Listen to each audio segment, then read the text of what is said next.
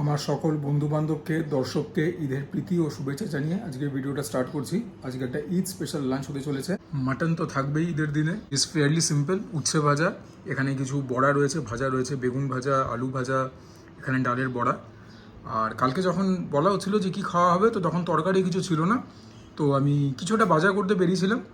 তো রাস্তায় মনে হলো যে একটা তরকারিও হবে, পনির হলে একটুখানি প্রোটিন আরও অ্যাডিশনাল হবে।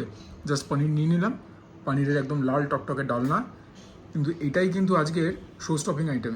এত সমস্ত ভালো ভালো খাবার দেখে আশা করি তোমরাও ভালো আছো, সুস্থ আছো। মাঝে মধ্যে সুজয় ক্রনিকলস দেখছো। প্রথমে আমরা খাবো ক্রিস্পি ক্রাঞ্চি উচ্ছে ভাজা দিয়ে।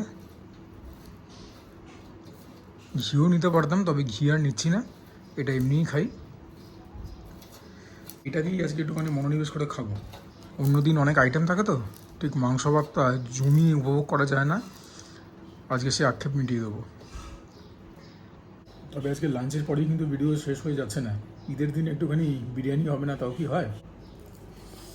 প্লেন অ্যান্ড সিম্পল শুকনো লঙ্কা দিয়ে, মানে শুকনো লঙ্কা গুঁড়ো দিয়ে এই উচ্ছে ভাজাটা একদম জম্পেশ হয় খেতে। এটার পরে ডাল ধরবো। এবারে প্লেন অ্যান্ড সিম্পল মুসুরির ডালের পালা। শুকনো লঙ্কাগুলো হেভি ছিল, বড় বড়, ওর জন্য কেটে কেটে দেওয়া রয়েছে। প্লেন অ্যান্ড সিম্পল সোমবার দেওয়া মুসুরির ডাল আমার ভীষণ ভীষণ প্রিয়। আর সঙ্গে যখন ভাজা রয়েছে, আর তো কোনো মানে কি বলবো, আর কিছু চিন্তার কোনো কারণই নেই।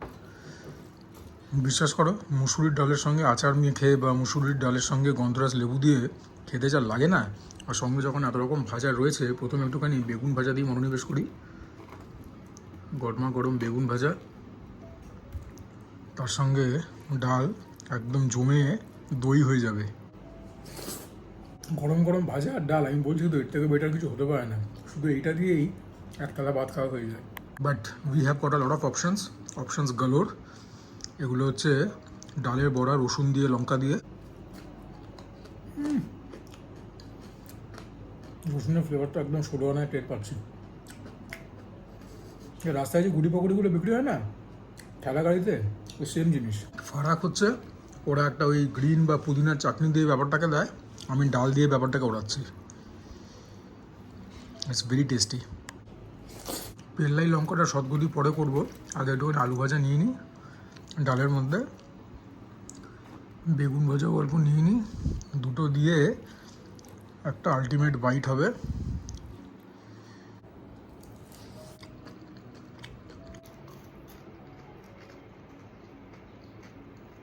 এবারে পনিরের পালা। উফ, রংটা দেখে ঝোলেন না, তবে জানি না কেন পনিরের টুকরোগুলো বড্ড এবড়ো খেবড়ো হয়েছে। আলুরও দেখছি তাই দশা, কোনো কারণে রান্না করতে গিয়ে ভেঙে গেছে। দেখতে একদমই ভালো লাগছে না। আশা করি খেতে ঠিক এর বিপরীত হবে। ব্যাস একটুখানি ঝোল হলেই হবে আমার।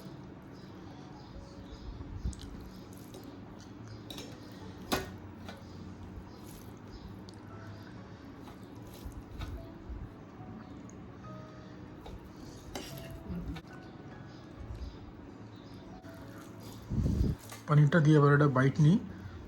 হ্যাঁ, টুকরোগুলোর অবস্থা একদম যা তা। তবে দেখি খেয়ে দেখি প্রিপারেশনটা কেরম হয়েছে। গরম মশলা দিয়ে তৈরি। তোমাদের কাছে একটা প্রশ্ন, খাবার দেখতে ভালো হওয়া উচিত নাকি খেতে ভালো হওয়া উচিত? আমার জন্য আইডিয়ালি দুটোই। তবে যদি একটা চুজ করতে হয়, অবভিয়াসলি তো এটাই বলবো যে খেতে যেন ভালো হয়। আর এটা খেতে অসামান্য হয়েছে, যেরকম নুন সেরকম ঝাল, অল্প মিষ্টতাও পাচ্ছি, ফাটাফাটি খেতে, মানে কথা বলবো কি মুখ থেকে জল বেরিয়ে যাবে। ডাল দিয়ে বলেছিলাম একতলা ভাত খাওয়া হয়ে যায়, এটা দিয়ে তো রুটিও ভালো লাগবে, লুচিও ভালো লাগবে, ভাতও অমৃত লাগছে। একদম অসাধারণ হয়েছে খেতে পনিরটা। আলুগুলো সুসিদ্ধ হয়েছে, ক্রিম পনির ভীষণ ভালো হয়েছে খেতে এটা।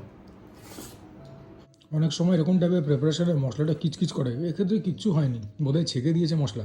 অসাধারণ হয়েছে খেতে, মানে পনিরটা যা হয়েছে না, দীর্ঘদিনের স্বাদ মুখে লেগে থাকবে। একটু আলু ভাজা নিয়ে নিই, আর এইবারে এই বাবা জীবনকে মাঠে নামতে হবে। পনির নিয়ে নিই, সব সমেত একটা মেগা বাইট হবে।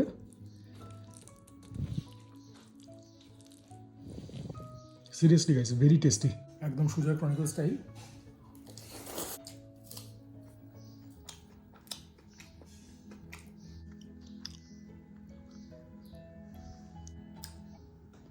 উফ, মাটনের কষাটা একবার দেখো কি অসাধারণ দেখতে। নাল্লি পিস উঁকি মারছে, পেছনের রান থেকেই নিই মোটামুটি।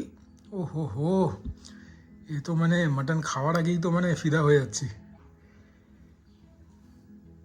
ঝোল যে খুব একটা হবে না বোঝাই যাচ্ছে, তেল কষা ব্যাপার। তো একটুখানি শুকনো করেই মেখে খেতে হবে, but that doesn't matter to me at all. আমার জন্য স্বাদটা ইজ অফ প্যারামাউন্ট ইম্পর্টেন্স। খালি রংটা দেখো একবার।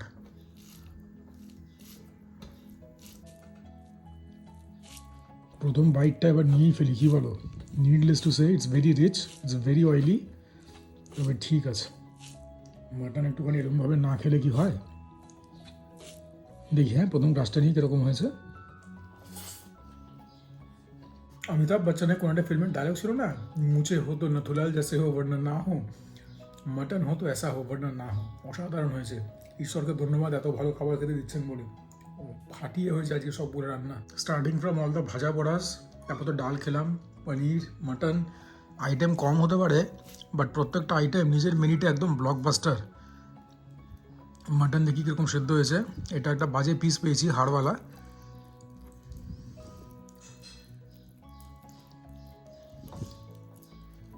হ্যাঁ, হাড় থেকে খুলে আসছে মাটন। তোমাদেরকে পরে একটা পিস দেখাবো, প্রথমে এই পিসটা সদগতি করি। মাটনটা সল্টি, স্পাইসি, মিষ্টতা নেই কারণ দেওয়া হয় না, যেটুকুন আসে পেঁয়াজের থেকে আসে। সাওয়ারনেস আছে, টক দই দিয়ে ম্যারিনেট করা। এরকম মাটন খেতে পাওয়া ভাগ্যের ব্যাপার। এই একটা সলিড টুকরো মাটনের, লুক এট দ্য কোয়ালিটি, একদম ফাটাফাটি।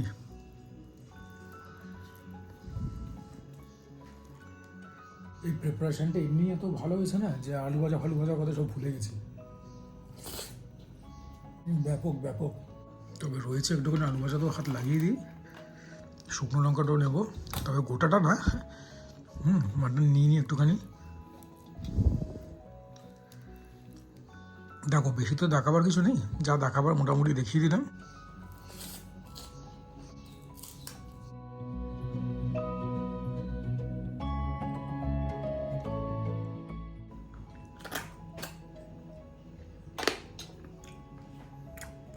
এরপর আবার ডিনারে দেখা হবে, বিরিয়ানি। সেটা বাইরের, সেটা বাড়ির না। ঈদের জন্য স্পেশাল ভিডিও বানাচ্ছি, একটুখানি ঈদ স্পেশাল বিরিয়ানি না হলে হয়। বাড়িতে একটু কাজ আছে, ওর জন্য বাড়িতে নিয়ে গিয়ে খাবো। এমনিতে আমি বেক সাহেবের আগে ভিডিও বানিয়েছি, তোমরা দেখতে পারবে। ভেতরে ইন্টেরিয়ার এসিতে বসে খাবার ব্যবস্থা আছে। দামটা একটুখানি চড়া না, বেশ অনেকখানি চড়া।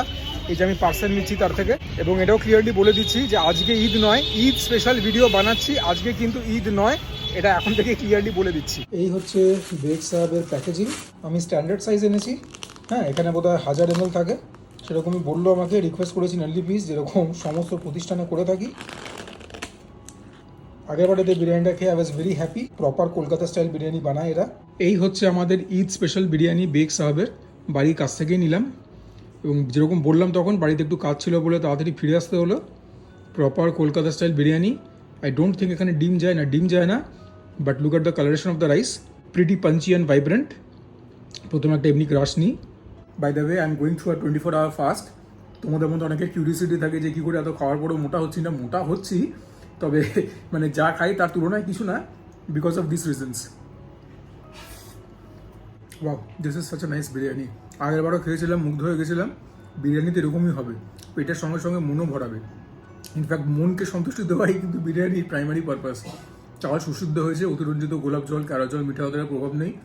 বিউটিফুল খেতে, ওয়েল সিজন, যেটা আমার জন্য খুব ইম্পর্টেন্ট। আর দেখো, কথার মধ্যে তোমাদেরকে মাটনের পিসটা দেখানোই হয়নি।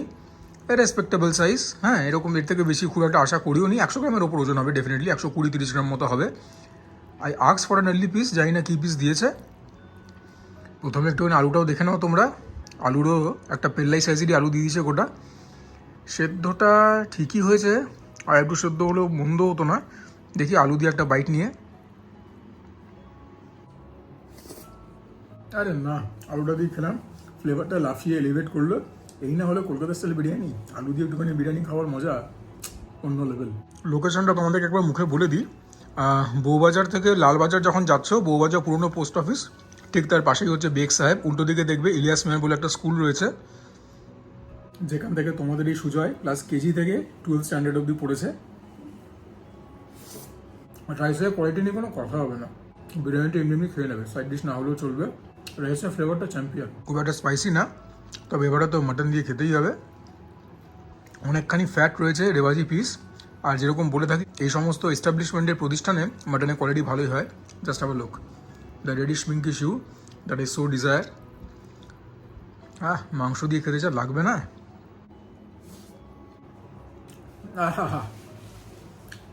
চরম আরাম। মাটনটার মধ্যে নুন ঠিকঠাক ঢুকেছে, একদম ভালো সেদ্ধ হয়েছে মাটনটা। নুন যে শুধু ভালো মতো পেনিট্রেট হয়েছে তা নয়, বিরিয়ানি এসেন্সও ভালোভাবে ইমবাইব করেছে। তোমরা একটা লাস্ট বাইট দেখো, আলু দিয়ে মাটন দিয়ে বিরিয়ানির একটা জমজমাটি বাইট, সুজয় ক্রনিকল স্টাইল।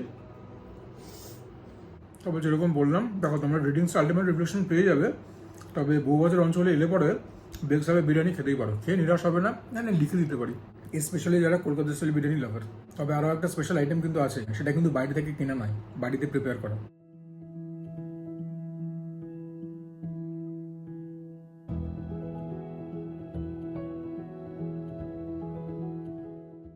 আর এই হচ্ছে আজকে ঈদ স্পেশাল ডিনারের সেকেন্ড স্পেশাল আইটেম, জর্দা সিমুই। এটা অতনুর রান্নাঘর চ্যানেল থেকে দেখে শিখে করা। This one looks like a million বাক্স।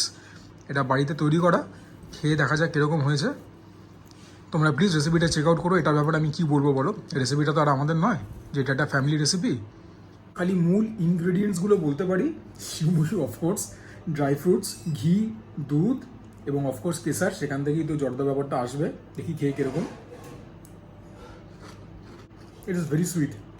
ওনার রেসিপি দেখেই বানানো হয়েছে, বাট অল্প একটুখানি নুনও দেওয়া হয়েছিল। যখন নুনটা মুখে যাচ্ছে, it is such a relief, because this is very sweet. প্রত্যেক বাইটের মধ্যে যখন মুখে পড়ছে ড্রাই ফ্রুটস, ফ্লেভারটা খুব ভালোই লাগছে, খাস্তা হয়েছে খেতে, এবং দেখে বুঝতেই পারছো ঝরঝরে হয়েছে। অ্যাজ আ ডেজার্ট নতুনত্ব এবং চমৎকার। খালি তোমাদেরকে আমি রেকমেন্ড এটাই করবো যে যারা মিষ্টি এতটা টলারেট করতে পারো না, ওনার রেসিপিটা তোমরা দেখবে, ফলো করবে রাইট ডাউন টু দ্য টি। একমাত্র চিনি উনি যতটা দিয়েছেন তার থেকে একটু কম দেবে তোমরা। আর যারা ক্যাটকাটি মিষ্টি খেতে পছন্দ করো তারা খেয়েও ভাই। So just for that reason this one is good, not great. আশা করি এই ঈদ স্পেশাল ভিডিওটা তোমাদের ভালো লাগলো। যদি ভালো লাগে ভিডিওটা, please to like the video, চ্যানেলটাকে নির্দ্বিধায় সাবস্ক্রাইব করবে। তোমাদের সাবস্ক্রিপশন ছাড়া কোনোদিন কোনো ক্রিয়েটারে কিছু হতে পারে না। ডু কমেন্ট ডাউন বিলো, তোমাদের কমেন্ট থেকে যাবতীয় মোটিভেশন এবং ইন্সপিরেশন পাই। Share my content with friends and family, যদি মনে করো আমি ভালো কন্টেন্ট বানাই। And for now this is me Sujoy signing off. তোমরা প্রত্যেকে ভালো থেকো, সুস্থ থেকো, জমিয়ে খাওয়া দাওয়া করো, তার সঙ্গে ওয়ার্কআউট করো, বিকজ দ্যাট ইজ ইম্পারেটিভ। এবং আবারও বলছি, আমার প্রত্যেক দর্শককে, প্রত্যেক বন্ধুকে ঈদের প্রীতি ও শুভেচ্ছা।